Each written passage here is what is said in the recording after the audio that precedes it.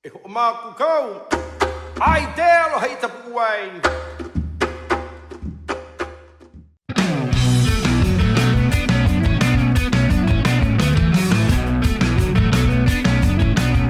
Welcome to the Trampoline on Fire podcast.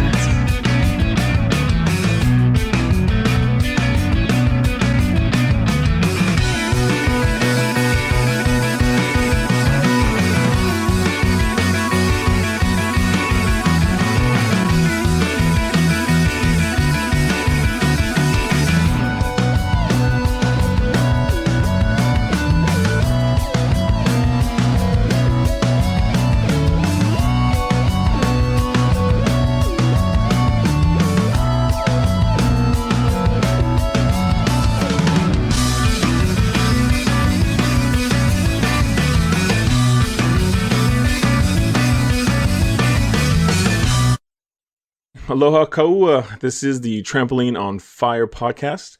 I'm your host, Karl Muncie, and with me still is the lovely Quinn Ryan. Hey. We used to be on 61.2 FM, but radio died a slow death, and now we have a podcast. Please, before anything else, like this video, and then subscribe to this channel, and you'll get all of our updates as they come out. Please, do it now. Subscribe now. I'll wait.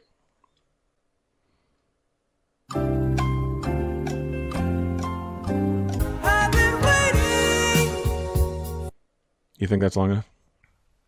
Yes, I do. So what even is this show now? It's a variety type show. We'll have some music. We'll have some interviews. We'll have some pointless banter. Right on. Didn't you used to have a variety type of show? I did a long time ago. It was called Things for Your Head. This is Zach from Rage Against the Machine. You're watching Things for Your Head. Check it out. It was fun. It didn't last that long. Trampoline on Fire. This is TOF, episode number 2. TOF. It's 2 less syllables. Laugh track, really? I like it. Okay. Okay, so the theme of this episode is nutball stories. Our last episode, we asked you for submissions, and we got a couple of good ones. Our next episode's theme is going to be nutball dreams. So if you have a particularly... That's going to be so good. I know. If you have a particularly weird dream and you'd like to share it with us, write us please at trampolineonfire@gmail.com. And you can either write it in, or if you want to come on the show and videotape it, we can do it face-to-face, or screen-to-screen, as it were. Dude, the trampoline is aflame right now. I am totally fracking serious, man. Okay, so we will tell a few of our own stories. Yes, Quinn, you have some? Yes, a couple. Okay, I have a few short ones, and I thought of most of them today. I was at the gas station. I bought a lottery ticket, which I don't know why I almost never do that. And it reminded me of a story. When I was in high school, a friend of mine had bought a lotto ticket, and he's watching live on TV as they're reading the numbers. And he starts like shaking and freaking out, going, oh my God. And I thought he was just messing around. So it was me, him, and his dad in the room, and he hands the ticket to his dad. And his dad goes, holy shit, you got all the numbers. And so they start jumping up and down and high-fiving. And it was all the right numbers, all 6 of them or whatever it was. But he had Wednesday's number for Saturday's ticket. So he had all the right numbers, but was 4 days off. So that is the worst heartbreak. Yeah. It's one of those things I wish, Oh my those moments gosh. you wish you had caught on videotape for some weird reason. Oh my gosh. Okay, so let's get to one of the submissions. You want to read us in? Okay, yeah. So our first submission is from Derek Green in Connecticut, and his story is about Disneyland. The day Captain EO almost killed me. This story is about the day that Disneyland closed for the very first time in its history due to weather conditions. This was a rainy day, I think in '88, and the park was just flooding all over the place. So they closed the park, sent everybody home, and I was working there as one of those guys dressed in all white, sweeper with a little broom that you twirl and walk around, doing nothing. And they called me back behind the Space Mountain area backstage and took me to a room I'd never been in, which was the control room for the Captain EO show. You walk down to get into that theater, so it's subterranean, and the control room is also subterranean. And what they've got in there is this high-tech control room, including lasers, right? Because lasers shoot across the show. And so they took me to this room called the laser room, quote unquote, no sharks, but there were lasers. And a big table in the center of the room with a big flat electric component on top, which was the laser. And they brought me there because there was a big wall in the room and water was running in a sheet down this like 10-foot wide concrete wall and hitting the floor and starting to flood the room. What they had figured out to do was to prop a water vac nozzle against this wall where all the water was coming down and suck it into this big gigantic water vac. But what they were so concerned about in this room was the fact that this was high-tech equipment, expensive, semi-dangerous, and therefore it had a safety system installed that included the doors completely shutting the room off airtight and it filling with halon gas. So they were very keen on telling me that, listen, if something goes wrong in here, you've got seconds to get out of the room because the room will shut, fill with gas, and you will die, right? So they sat me down and they said, okay, Morrissey, just sit here. Okay, Morrissey, got to clarify that. When you worked at Disneyland, you got a name tag, and they were very strict about the name tags that they gave you, and it had to be the name on your ID and everything. But I somehow convinced this woman that worked back in costumes to make me a tag that said Morrissey on it. So they sat me down in this big, gigantic, plush, green, 1970s era chair and said, all right, sit here, and this is your job. Just water vac water all day. So they sat me down. They left. I was by myself. I don't know how much time passed, but I fell asleep in that chair.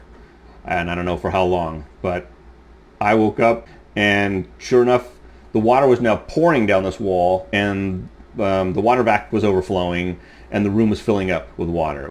And I just flipped out. But I didn't run out of the room. The guy went and grabbed the water vac and went and emptied it and brought it in and kept trying to suck, water out and catch up with the problem. And luckily the thing never triggered. I didn't die, obviously. But that's the day that Captain EO almost killed me.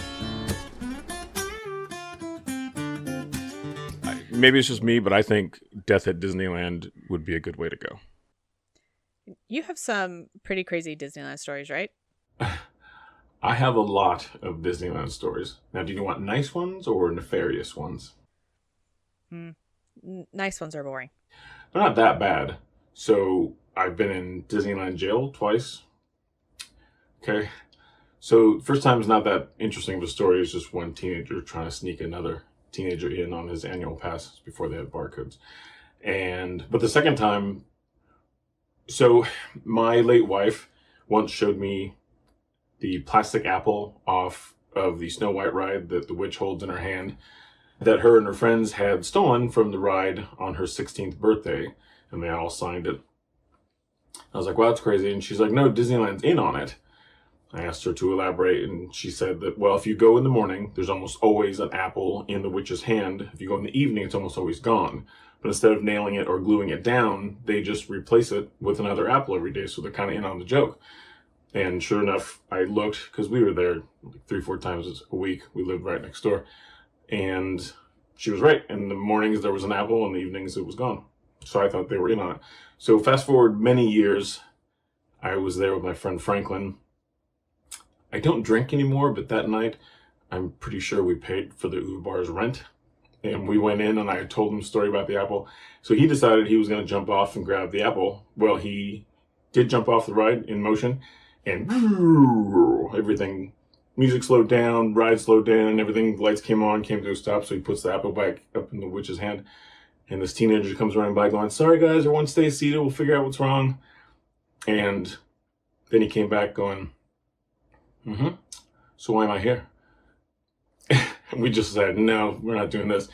So we decided to turn it into an adventure and just laugh about the whole thing, and a lot. And weren't being dicks about it, but we weren't having it. So we got there and we said we didn't have our ID or our tickets, and they said they were going to call the cops for trespassing and thieving the apple. We're like, the apple's still there. So they did call the cops, and this cop walks up, and we're behind this glass pane window, and you can see the cop doing this, like. So he did this and walked away, and we're busting up laughing. We're pointing at the security, and so they let us go. So it was fun. That's my last time in Disneyland, Joe. And I'm also wondering too, how small the fine print is in like the, employment contract that says you might die. Like, is that okay with you? Yeah, Death at Disneyland would be a good band name. Yes, yeah. So speaking of band names, let's take a break from stories, and Okay. You want to read us into this week's music video, please? Okay, this week's music video is from the band called Winds of Promise, and the song is The Circumstance. Okay, let's check it out.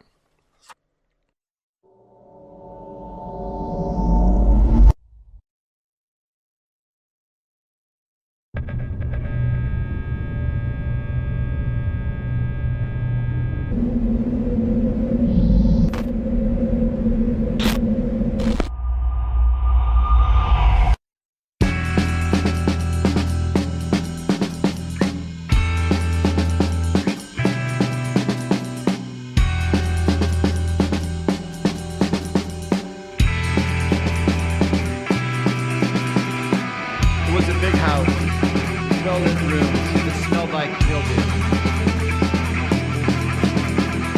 Long narrow hall that led to my room, my kingdom. My kingdom!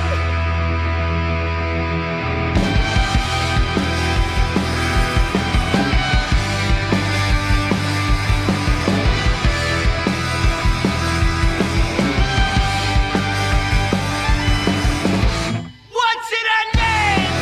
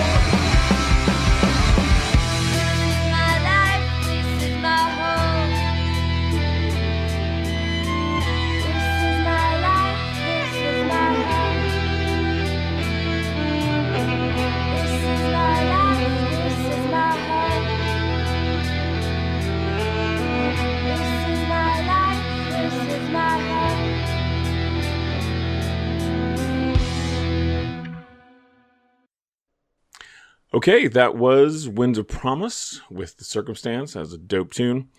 The singer of that band is one Mr. Joe Nelson, and as a bonus to that music video, I have a clip of him back in high school playing football. He's receiver in this clip, and he catches a long pass. Let's check it out.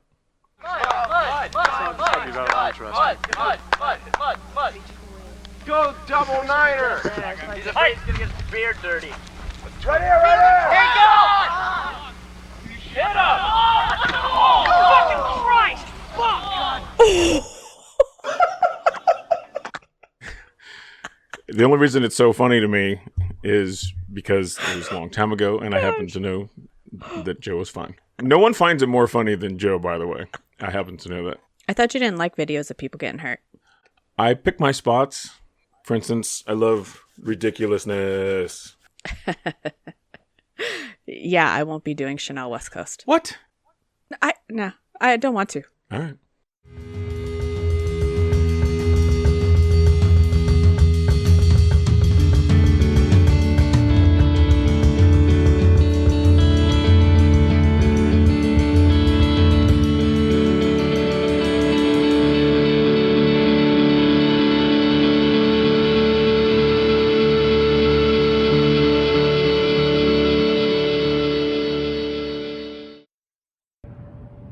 Tour story.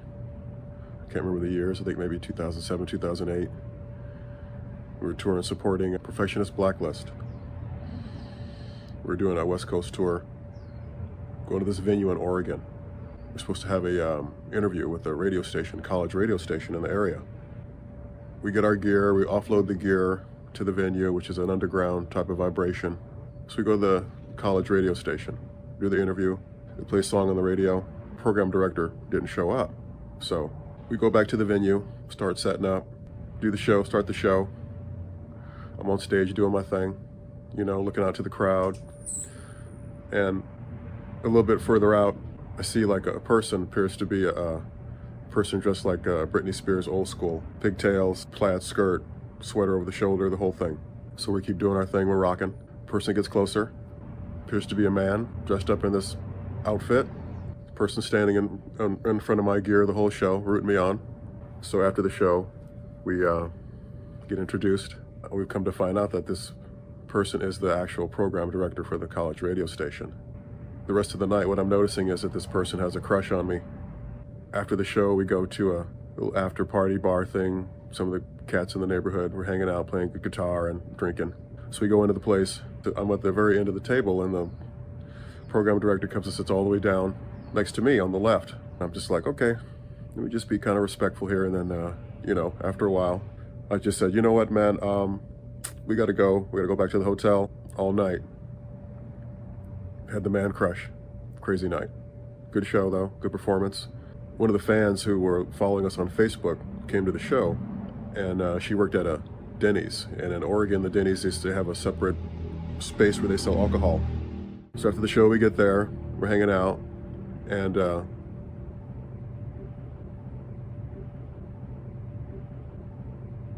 that whole situation is another story in itself alone. So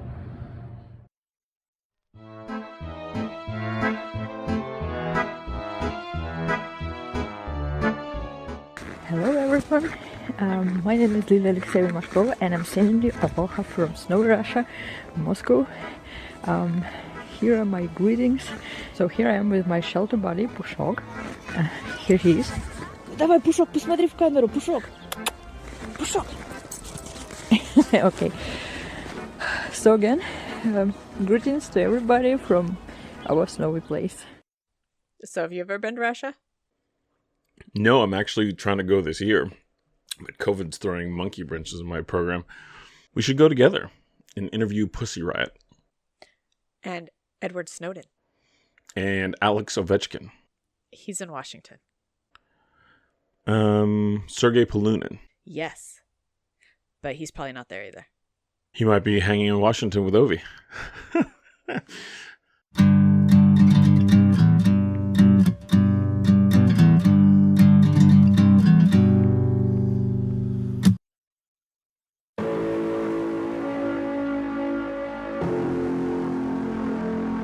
Here's a story with a beautiful view in the background. When I was about 13 years old, we were having a bonfire down at the beach in California. And we were having lots of fun and doing bad things, drinking and other things, and having a bonfire, but you weren't supposed to. And as we were down there, we noticed something over by the lifeguard tower, and we thought it was a pole. So we started throwing rocks at it to try to hit the pole. Trying to hit the pole, and then one of my friends said, "There's no pole there. I don't know what that is." And so we started to investigate, and when we got there, it was actually a guy standing there with an axe, just watching us. We proceeded to yell at him and chase him off, but that was a weird and creepy story.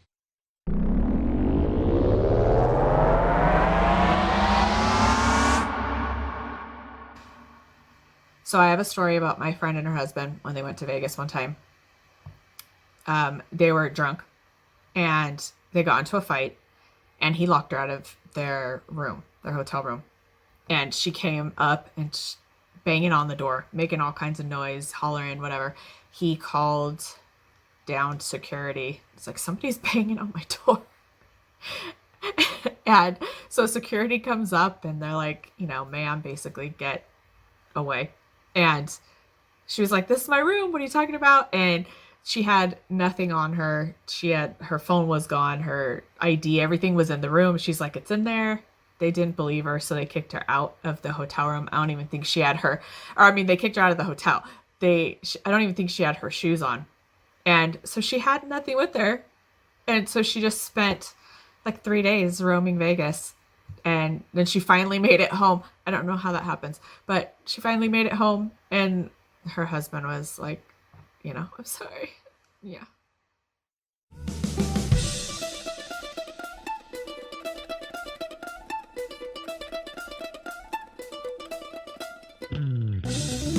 Aloha, this is Julie from Kauai. I'm going to tell you a crazy story.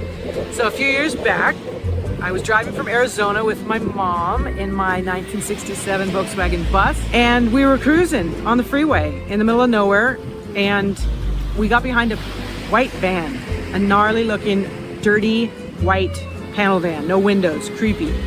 And it was going really slow. So I passed him. And when I got up alongside him, he gave me the middle finger. And my mom was a little bit freaked out. We had to get gas, so we pulled over in Blythe. Horrible place, Blythe. And behind me, I see the van coming down the off-ramp.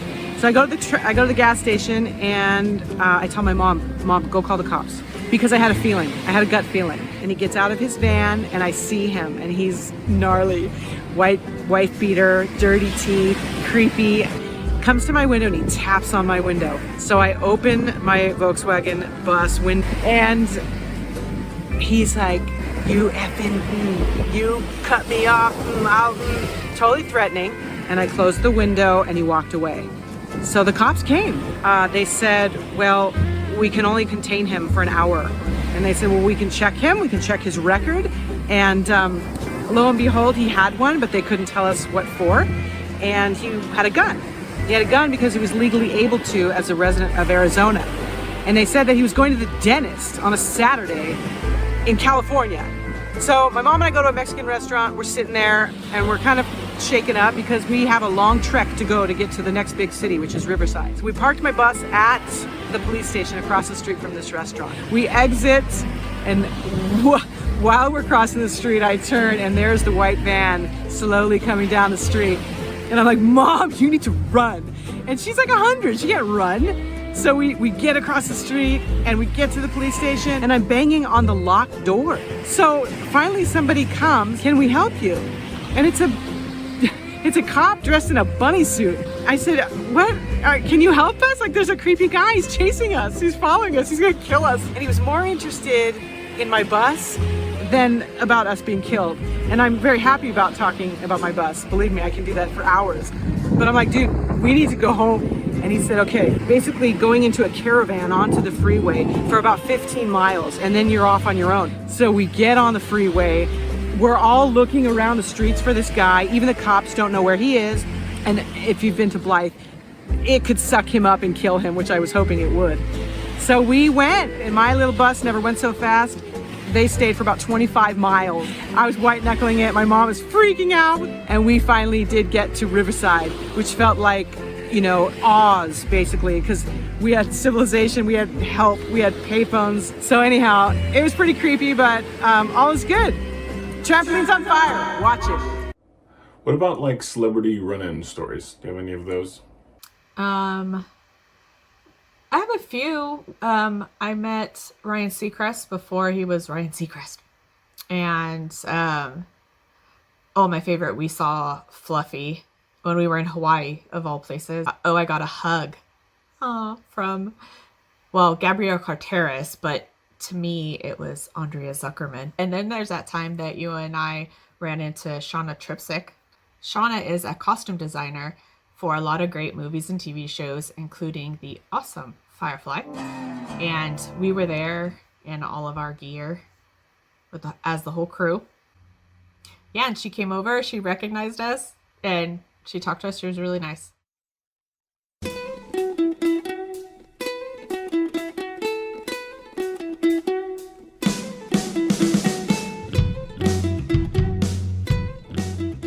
I have one from the Honolulu airport when I was a kid. You've been to the Honolulu airport, right? So, you know, when you're going from the gates to the baggage claim, say, the hallways are open walled. You can smell the flowers and feel the breeze. So way pre 9/11, I'm running to the gate to meet our family who were late getting there for. We have lays and stuff. So I'm checking down one of those hallways and my dad's yelling something to me. So I'm looking backwards to try and understand what he's saying. So I smack headlong into someone and land on my back, and it was Kareem Abdul-Jabbar. And I said, "Hey, you're Kareem Abdul-Jabbar." "I'm sorry, son, but you must have me confused with someone else." And he stuck his big old hand down and pulled me up and said, "Yes, I am." And the funny thing about that moment was he was there with his wife, and he's like 100 feet tall and she's like 2 foot, and it looked interesting. Made me wonder about things. The short one was when Rage Against the Machine played the Coliseum. I'm not sure how many years ago that was, but I was on stage looking down into the crowd, sold out Coliseum, and right in front of me in the pit was Dana White.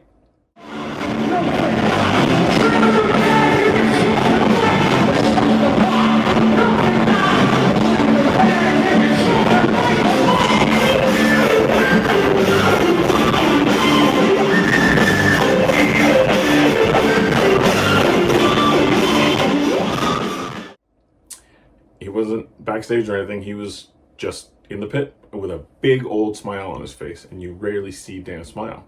So that's why that's one of my favorite ones.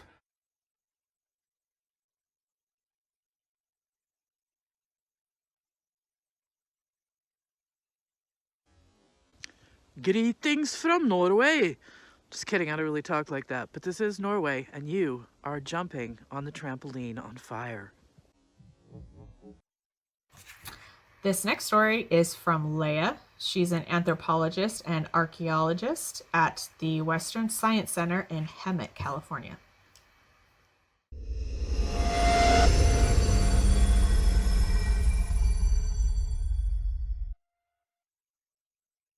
Hi, my name is Leah, and I work at a museum.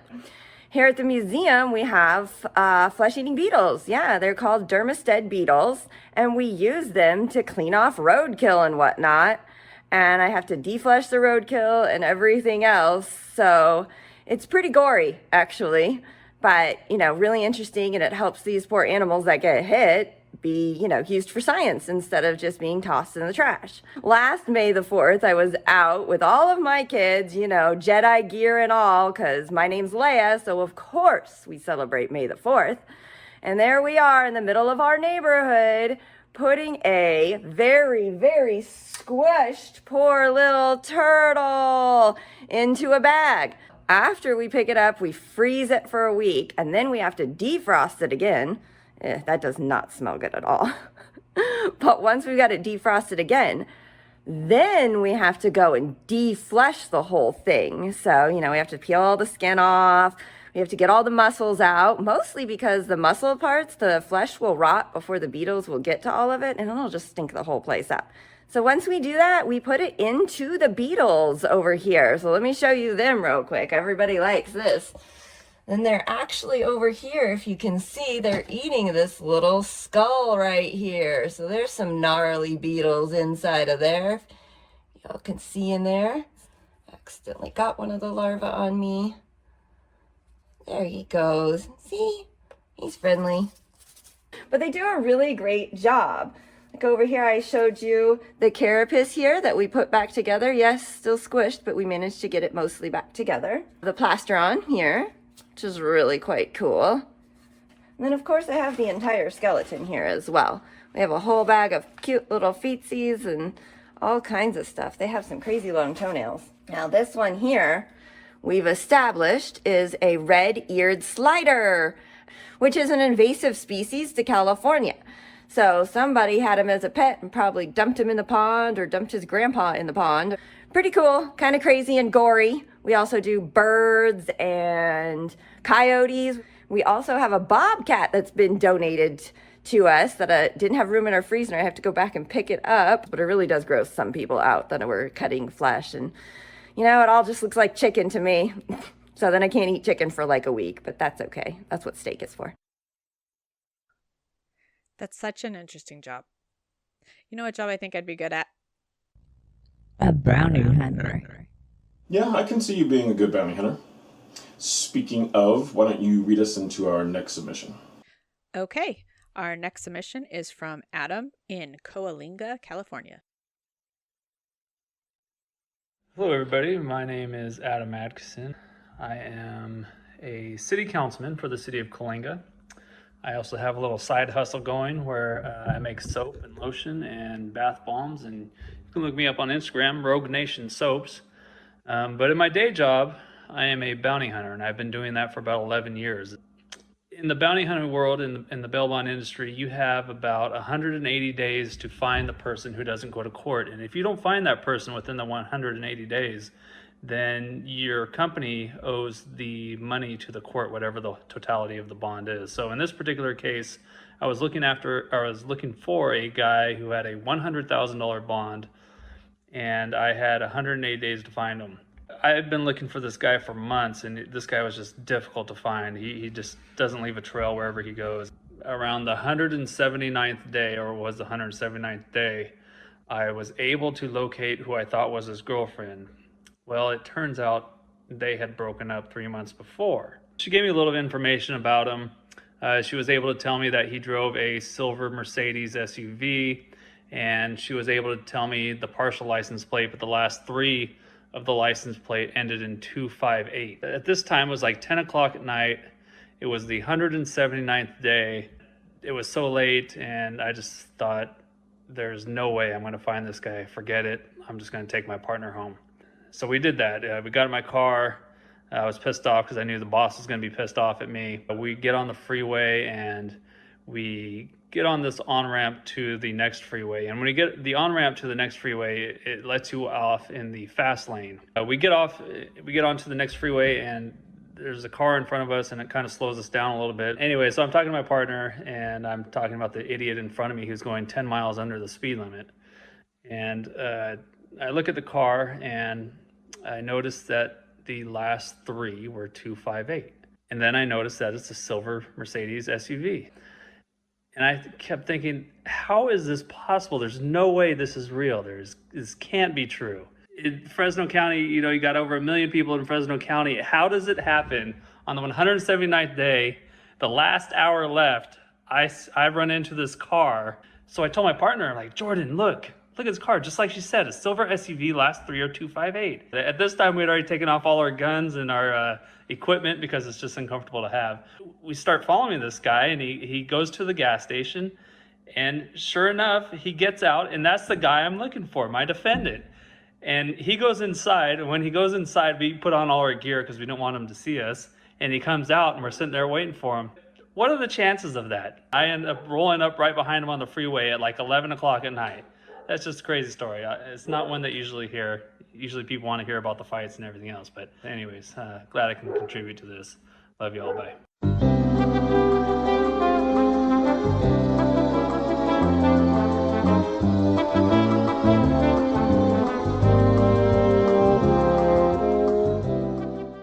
Today's episode of Trampoline on Fire is brought to you by Mahalo Airlines, which is now offering nonstop flights from Kauai to Wailuku, Hana, and Denver. Use promotional code RAP to get 100% off your next flight. Kidding, we're going to wrap the bug up. For me and for Quinn, mahalo ya for checking out the podcast. And make sure, check out next time. Check out the next podcast, Crazy Dreams. Go sign up and for subscribe. And we'll see you next time, huh? Aloha. Shoots.